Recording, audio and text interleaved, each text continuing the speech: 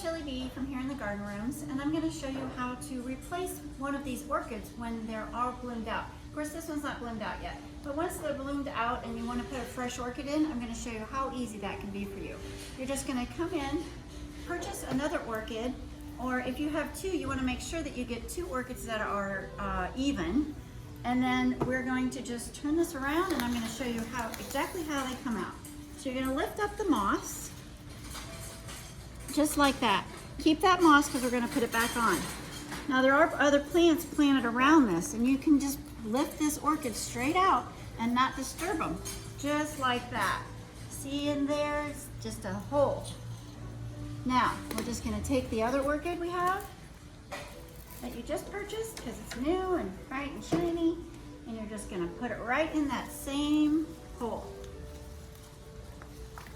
just like that. Very easy. Then we're going to just take the rod off of this one. Most of the time you can just recycle, reuse. Save your little wire, your covered wire. Just pop it right out of there. And we're going to put it in your new orchid right in the back. And don't worry about messing up with roots or anything. You're not going to bother them at all. Okay, it's that simple. Now we're going to just reattach these.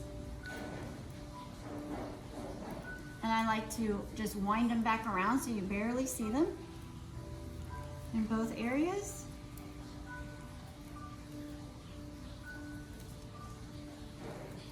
Just like that. And then we're going to put the moss back on top.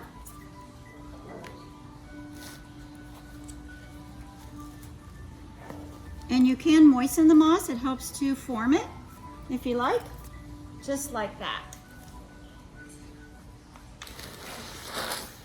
Voila.